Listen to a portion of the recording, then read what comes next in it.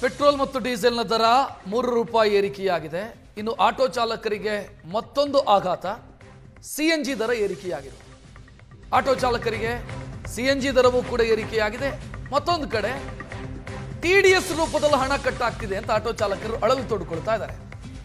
App ಆಧಾರಿತ auto ಸೇವೆ ಕೊಡುವಂತ ಚಾಲಕರು ಅಗ್ರಿಗೇಟರ್ ಕಂಪನಿಗಳು ಅಂದರೆ ಓಲಾ, ರ್ಯಾಪಿಡೋ ಇಂಥ ಕಂಪನಿಗಳೇನಿದ್ದಾವೆ TDS ಕಟ್ ಮಾಡ್ತಿದ್ದಾರೆ ಅಂತ. ದುಡಿಯೋದೇ ಕಷ್ಟ ಸರ್ ನಾವು, ಅದರ ಮಧ್ಯೆ ಇದು ಬೇರೆ. ನಮಗೆ ಪ್ಲಾಟ್ಫಾರ್ಮ್ ಶುಲ್ಕ ಅಂತ ಕಟ್ ಮಾಡ್ತಾರೆ, ಕಮಿಷನ್ ಅಂತ ಕಟ್ ಮಾಡ್ತಾರೆ. ಈಗ ಕಾನೂನು ಅನ್ನೋ ಕಾರಣಕ್ಕಾಗಿ TDS ಕೂಡ ಕಟ್ ಮಾಡ್ತಾ ಇದ್ದಾರೆ. ಟ್ಯಾಕ್ಸ್ ಡಿಡಕ್ಟೆಡ್ ಎಟ್ ಸೋರ್ಸ್ ಅಂತ ಕಟ್ ಮಾಡ್ತಿದ್ದಾರೆ. TDS ಫೈಲ್ ಮಾಡಿ ಆನಂತರ ಹಣ ವಾಪಸ್ ಪಡೀರಿ ಅಂತ ಕಂಪನಿಗಳು ಹೇಳ್ತಾ ಇದ್ದಾವೆ. ಬಟ್ ನಾವು IT ಫೈಲ್ ಮಾಡಿದರೆ ಸರ್ಕಾರದ ಸೌಲಭ್ಯಗಳಿಗೆ ಕತ್ತರಿ ಬೀಳುತ್ತೆ. BPL ಕಾರ್ಡ್ ಇದೆ ನಮ್ಮ ಹತ್ರ, IT ಫೈಲ್ ಮಾಡಿದ್ವಿ ಅಂತ ಅಂದ ಕೂಡಲೇ BPL ಕಾರ್ಡ್ ರದ್ದಾಗುತ್ತೆ. BPL ಕಾರ್ಡ್ ರದ್ದಾಯಿತು ಅಂತಂದರೆ ನಮಗೆ ಆರೋಗ್ಯ ಕರ್ನಾಟಕ, ಆಯುಷ್ಮಾನ್ ಭಾರತ ಈ ರೀತಿಯ ಅಗತ್ಯ ಯೋಜನೆಗಳೇ ಸಿಗೋದಿಲ್ಲ. ಏನು ಮಾಡೋಣ ಅನ್ನೋ ಪ್ರಶ್ನೆಯನ್ನು ಆಟೋ ಚಾಲಕರು ಕೇಳ್ತಾ ಇದ್ದಾರೆ.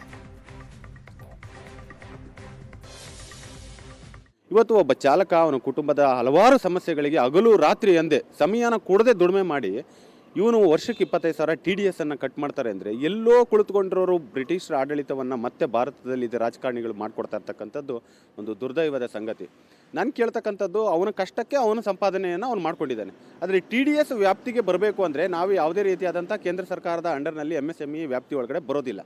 ಆಗಿದ್ದೂ ಕೂಡ ಇವರು ನಮಗೆ ಯಾವ ಆಧಾರದಲ್ಲಿ TDS ಅನ್ನು ಕಟ್ ಮಾಡ್ತಾರೆ ಅಂತಕ್ಕಂಥದ್ದು ಒಂದು ದೊಡ್ಡ ಪ್ರಶ್ನೆಯಾಗಿ ಕಾಡ್ತಾ ಇದೆ ನಮಗೆ.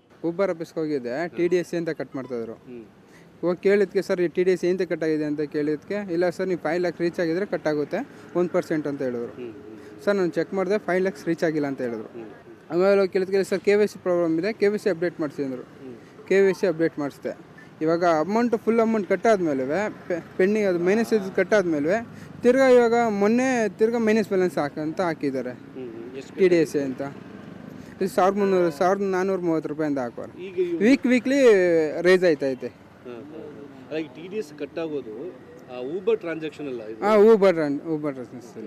ಡ್ರೈವರ್ಗಳಿಗೆ ಜೀವನ ಮಾಡೋದೇ ಕಷ್ಟ ಆಗಿದೆ ಸರ್. 90 ರೂಪಾಯಿ ಗ್ಯಾಸ್ ರೇಟು, 100 ರೂಪಾಯಿ ಆಗಿದೆ. ಆಲ್ರೆಡಿ ಪಾಪ ಅವರು ಜೀವನ ಮಾಡ್ತಾ ಇರೋದು, ಕಷ್ಟ ಅನುಭವಿಸ್ತಾ ಇರೋದು, ದಿನ ಫೈನಾನ್ಸ್ ಎತ್ಕೋಬೇಕು, ದಿನ ಲೋನ್ ಕಟ್ಟಬೇಕು, ಅವ್ರ ಜೀವನನೂ ಮಾಡ್ಕೊಳೋದು ತುಂಬ ಕಷ್ಟ ಆಗ್ತಾಯಿದೆ.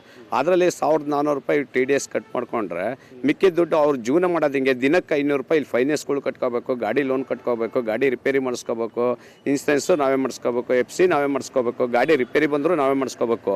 ಇವ್ರ ಕಂಪ್ನಿಯವ್ರು ಬಂದುಬಿಟ್ಟು ನಮ್ಮನ್ನು ಲೂಟಿ ಮಾಡ್ತಾ ಇದಾರಲ್ಲ, ಯಾವ ಥರ ಲೂಟಿ ಮಾಡ್ತಾ ಇದಾರೆ ಅಂದರೆ ಊಬರ್ ಕಂಪ್ನಿಯವರು TDS ಅಂತೇಳಿ ಕಟ್ ಮಾಡ್ತಾ ಇದ್ದಾರೆ. ಅದು ಏನಕ್ಕೆ ಕಟ್ ಮಾಡ್ತಾ ಇದಾರೆ ಅಂತ ನಾವು ಕೇಳಿದ್ವಿ, ಮಾಹಿತಿ ಕೇಳಿದ್ದಕ್ಕೆ ಅವ್ರು ಹೇಳ್ತಾ ಇದ್ದಾರೆ ನೀವು ಜಾಸ್ತಿ ದುಡ್ದಿದ್ದೀರಾ ಅದರಿಂದ ಕಟ್ ಮಾಡ್ತಾ ಇದೀವಿ ಅಂತೇಳಿ. ರಾತ್ರಿ ಆಗಲೂ ನಾವು ಕಷ್ಟಪಟ್ಟು ದುಡಿಯೋದು ತಪ್ಪ ನಮಗೆ? ರಾತ್ರಿ ಆಗಲೂ ನಮ್ಮ ಹೊಟ್ಟೆ ಪಡೆ ನಾವು ದುಡಿಲೇಬೇಕು. ನಮ್ಮ ಹತ್ರ ಸಾಲ ಇದೆ, ನಾವು ಏನೋ ಒಂದು ಲೋನ್ ಮಾಡ್ಕೊಂಡಿರ್ತೀವಿ. ಊಬರ್ ಆ್ಯಪಲ್ಲಿ ನೈಟ್ ಆ್ಯಂಡ್ ದುಡ್ದಿದ್ದೀವಿ.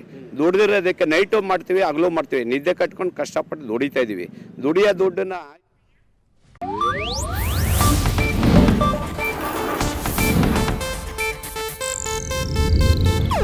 ಇದು ಏಷ್ಯಾನೆಟ್ ನ್ಯೂಸ್ ನೆಟ್ವರ್ಕ್ ಪ್ರಸ್ತುತಿ.